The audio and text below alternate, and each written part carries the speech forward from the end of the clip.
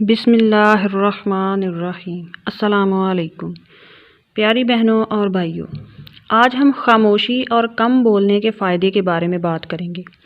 ہم قرآن و سنت کی روشنی میں یہ جاننے کی کوشش کریں گے کہ خاموشی کے کیا فائدے ہیں اور زیادہ بولنے کے کیا نقصانات ہو سکتے ہیں۔ انسان ہمیشہ اپنی زبان کی وجہ سے ہی مشکلات کا شکار ہوا ہے۔ زیادہ بولنے والا اور چرب زبان انسان ہمیشہ کسی نہ کسی مسئلے میں الجھا رہتا ہے، اس کا کسی نہ کسی کے ساتھ جھگڑا چل رہا ہوتا ہے، جبکہ خاموش، تباہ اور چپ رہنے والا انسان ہمیشہ عافیت میں رہتا ہے۔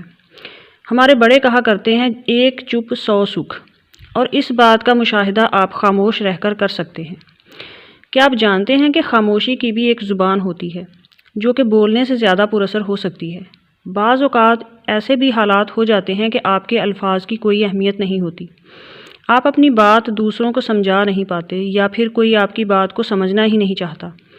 ایسے میں آپ کی خاموشی ایسا ہتھیار ثابت ہو سکتی ہے جس کے ذریعے آپ دوسروں کو اپنا موقف سمجھا سکتے ہیں۔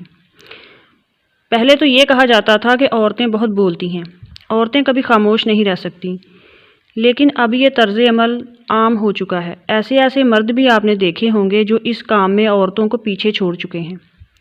بہت زیادہ بولنے کے نقصانات بہت زیادہ ہیں، جبکہ چپ رہنے کے نقصانات بالکل بھی نہیں ہیں یا بہت کم ہیں۔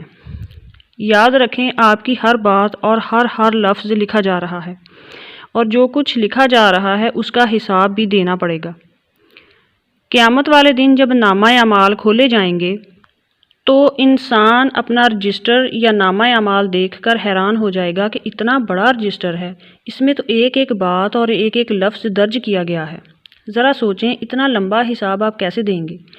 زیادہ بولنے کی عادت ہمیشہ کم عقلوں میں ہوتی ہے۔ آپ کے الفاظ کی قدر و قیمت اور ویلیو ہونی چاہیے، اور ایکسٹرا بول کر ہم اس ویلیو کو کم کر لیتے ہیں۔ زیادہ بولنے سے دماغی، جسمانی اور روحانی نقصانات ہوتے ہیں۔ میرے نبی نے فرمایا کہ جو اللہ پر اور قیامت پر یقین رکھتا ہے تو اسے چاہیے کہ اگر بولنے کی ضرورت ہو تو کم بولے اور بھلی بات کرے، ورنہ چپ رہے۔ ایک اور حدیث مبارکہ ہے کہ کثرت کلام یعنی زیادہ بولنے سے دل سخت ہو جاتے ہیں، اور ہم کتنی فضول گوئی کرتے ہیں، بولتے چلے جاتے ہیں، اپنی زبان کا فضول اور بیجا استعمال کرتے ہیں۔ بولنے اور بات چیت کرنے کے آداب ہوتے ہیں۔ اکثر یہ بھی ہوتا ہے کہ بڑے موجود ہوتے ہیں اور چھوٹے بولے چلے جا رہے ہوتے ہیں۔ میرے نبی کی مجلس میں ایک کم عمر نوجوان گفتگو کر رہا تھا تو آپ صلی اللہ علیہ وآلہ وسلم نے اسے ٹوکا کہ بڑوں کو بولنے کا موقع دو۔ تو چرب زبان انسان اور زیادہ بولنے والا انسان یہ کبھی نہیں سمجھ سکتا کہ کس وقت کیا بات کرنی ہے اور کس موقع پر خاموش رہنا ہے۔ سب سے زیادہ گناہ زبان کی وجہ سے ہوتے ہیں۔ میرے نبی نے فرمایا، جو چپ رہا وہ نجات پا گیا۔ زبان بند رہے گی تو نہ چغلی اور غیبت کرے گی، نہ شکوے شکایتیں ہوں گی، نہ ناشکری ہوگی، نہ کسی کو اذیت دے گی، نہ گالی گلوچ کرے گی۔ زبان کی آفتیں سب سے زیادہ ہیں۔ میرے نبی نے فرمایا، تم مجھے 2 چیزوں کی ضمانت دو، میں محمد تمہیں جنت کی ضمانت دیتا ہوں۔ ایک اپنی زبان کی حفاظت، دوسرا اپنی شرمگاہ کی حفاظت۔ تو چپ رہنے والے کے لیے جنت کی ضمانت ہے۔ پھر رسول اللہ صلی اللہ علیہ وآلہ وسلم نے ارشاد فرمایا کہ انسان کو جو درجہ خاموشی کی وجہ سے ملتا ہے وہ 60 برس کی نفلی عبادت سے بہتر ہے۔ ایک اور حدیث پاک ہے کہ بدن کی زینت 3 چیزیں ہیں: کم سونا، کم کھانا اور کم بولنا۔ تو حد درجہ کوشش کریں کہ اللہ کے ذکر اور نیکی کے کاموں کے علاوہ زبان کو حرکت مت دیا کریں، کیونکہ زیادہ بولنا دل کی سختی کا سبب بنتا ہے، اور اللہ سے سب سے زیادہ وہی دل دور ہوتا ہے جو سخت ہو۔ تو اس نصیحت پر عمل کرنے سے ہم بہت ساری رسوائیوں اور شرمندگیوں سے بچ سکتے ہیں۔ رسول اللہ صلی اللہ علیہ وآلہ وسلم نے حضرت ابوذر سے ارشاد فرمایا، اے ابوذر، کیا میں تمہیں ایسی 2 باتیں نہ بتاؤں جو پیٹھ پر بہت ہلکی اور میزان میں بہت بھاری ہوں گی؟ حضرت ابوذر فرماتے ہیں کہ میں نے عرض کیا، ضرور بتائیں۔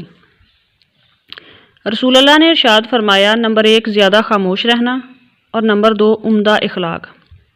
پھر حضرت علی شیر خدا رضی اللہ تعالی عنہ کا قول ہے کہ خاموشی ایک عظیم نعمت ہے، خاص طور پر اس وقت جب اختلافات زیادہ ہوں، آوازیں بلند ہوں، علم کی کمی ہو اور دلیل کی کوئی اوقات نہ ہو۔ جو خاموشی سے تکلیف کا اندازہ نہ کر سکے اس کے سامنے زبان سے اظہار کرنا صرف لفظوں کو ضائع کرنا ہے۔ حضرت علی کا فرمان ہے کہ غصے کا علاج خاموشی سے کرو، یعنی جب آپ کا غصہ عروج پر ہو تو خاموش ہو جاؤ، اس طرح آپ اپنے غصے پر قابو پا لو گے۔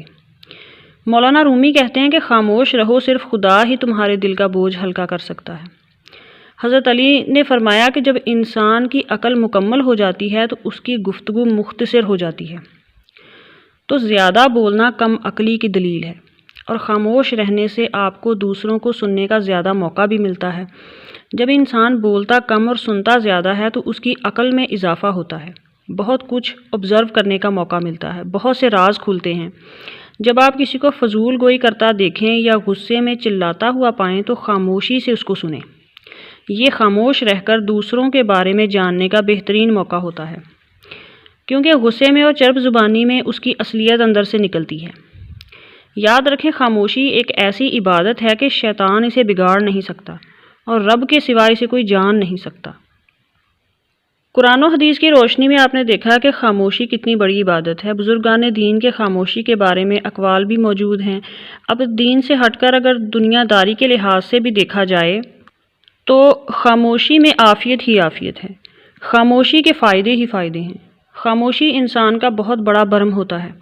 جب انسان اپنی وقت کھو دے تو اس کے لیے بہترین پناہ خاموشی ہے۔ پھر وضاحت کبھی بھی آپ کو سچا ثابت نہیں کر سکتی، الفاظ کبھی بھی انسان کو اس کا کھویا ہوا مقام واپس نہیں دلا سکتے، مگر خاموشی مزید تذلیل سے بچا لیتی ہے۔ اگر یہ چاہتے ہو کہ آپ کا رعب و دبدبہ رہے تو پھر خاموش ہو جاؤ۔ پہاڑوں کی ہیبت کی وجہ اور صحرا کا رعب بھی خاموشی ہے۔ آپ کی خاموشی آپ کے مخالف کو کنفیوز کیے رکھتی ہے۔ آپ کی خاموشی سے آپ کا دشمن اور آپ کا مخالف بے سکون رہے گا کہ پتہ نہیں اس کے دماغ میں کیا چل رہا ہے، یہ پتہ نہیں کیا سوچتا ہے۔ جو یہ جانتا ہے کہ کب بولنا ہے کب خاموش رہنا ہے وہ جیت جاتا ہے، اور خاموشی آپ کے فوکس کو بھی بڑھا دیتی ہے۔